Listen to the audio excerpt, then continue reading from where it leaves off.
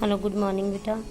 बेटा last class में जब हमने किया था तो वो प्रेजेंट सिंपल प्रेजेंट टेंस किया था, जिसमें आपको सब्जेक्ट में अगर सिंगुलर हो तो आपको SEIS यूज़ करना होता है, अगर सिंगुलर सब्जेक्ट हो तो, अगर प्लूरल सब्जेक्ट हो तो आपको SEIS नहीं लगाना होता। तो उसी के अकॉर्डिंग हमने एक्सरसाइज 43 की थी।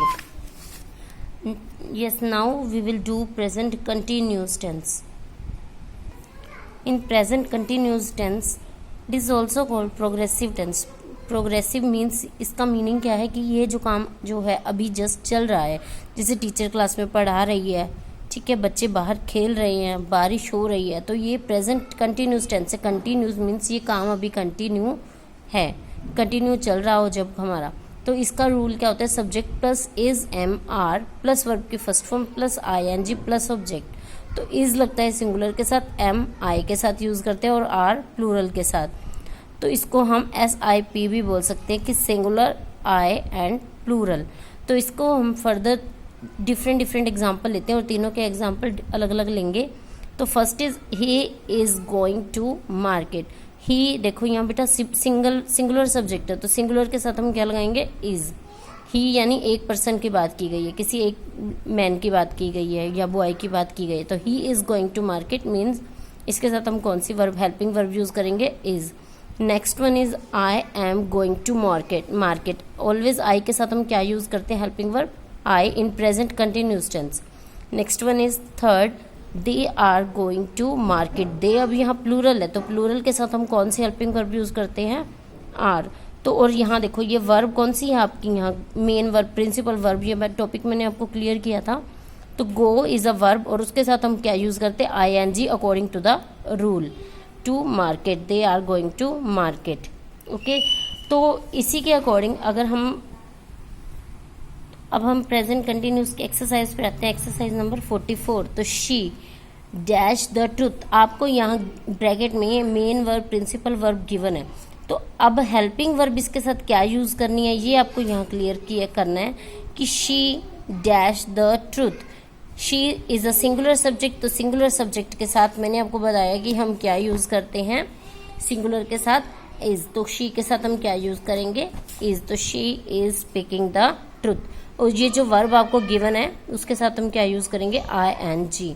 द पैसेंजर्स, अब पैसेंजर्स यानी बहुत सारे यात्री हैं, तो हम इसके साथ कौन सी हेल्पिंग वर्ब यूज करेंगे? आर। आर और गेट, ये जो आपकी प्रेजेंट पार्टिसिपल हम यूज करेंगे यानी वर्ब के साथ ING, तो क्या बन जाएगा? Getting off the bus. The passengers are getting off the verb. तो इसी अकॉर्डिंग आपने इज एम आर का यूज करके और वर्ब के साथ ING का यूज करके प्रॉपर एक्सरसाइज नंबर 44 करनी है। नेक्स्ट है आपके the simple present and present continues. अब आपको जो एक्सरसाइज नेक्स्ट 44 दी हुई है उसमें आपको इनमें से बताना है कि आपको प्रेजेंट सिंपल प्रेजेंट यूज करना है या प्रेजेंट कंटिन्यूस यूज करना है। तो सिंपल प्रेजेंट हम कहाँ यूज करते हैं?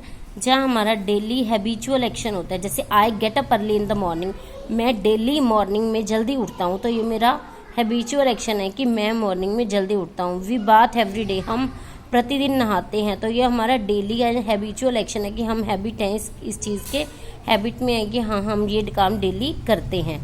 तो the earth moves around the sun, तो आपको ये पता है कि पृथ्वी जो है सूर्य के चारों ओर चक्कर लगाती है, तो वो इसका डेली का कार्य है। द रोज स्मेल स्वीट्स, अब रोज की जो यानी गुलाब के फूल की स्मेल होती है वो स्वीट होती है, तो ये उसका हैबिचुअल है, वो हमें खुशबू देती है। तो इसका मतलब क्या है? सिंपल प्रेजेंट हम कहाँ यूज करते हैं? जहाँ हम रिपीटेड या हैबिचुअल एक्शन का यूज करते हैं। और अब प्रेजेंट कंटिन्यूस हम कहाँ करते हैं? ये देखो,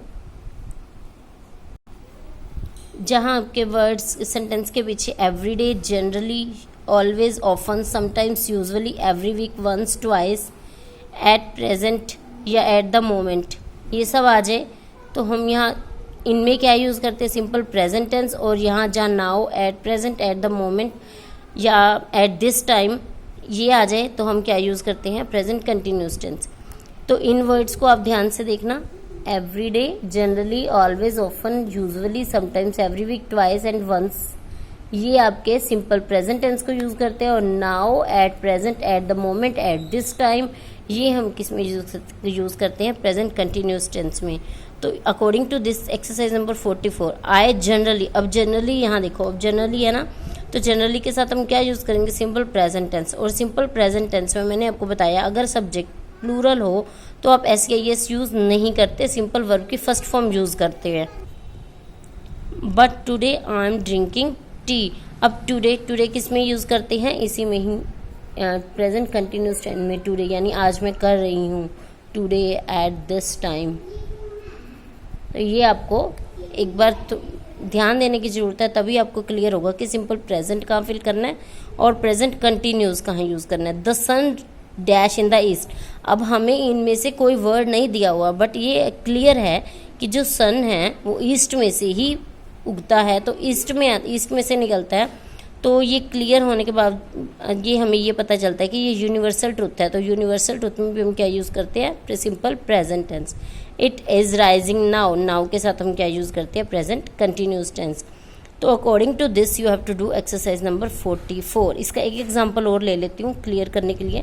तो listen, the phone dash, some dash full stop है इसके बाद, द फोन डैश, इसका मतलब क्या, लिसन, सुनो, आवाज़ आ रही है, बेल बज रही है, यानी वो काम कंटिन्यू है, बज रहा है काम। तो is ringing, the phone is ringing, sometimes it dash 20 times a day. तो वो कह रहे हैं कि कभी कभी क्या होता है कि ये 20 बार, एक दिन में 20 बार बजती है, ठीक है। तो 20 बार बजती है तो इसका डेली का काम कई बार हो जाता है, कई बार ऐसा हो जाता है कि ये 20 एक दिन में 20 बार बजती है, तो हम इसके साथ क्या यूज़ करेंगे, simple present tense means rings, ठीक है। तो ये थोड़ा सा क्लियर कर लेना टॉपिक को। नेक्स्ट है प्रेजेंट परफेक्ट टेंस।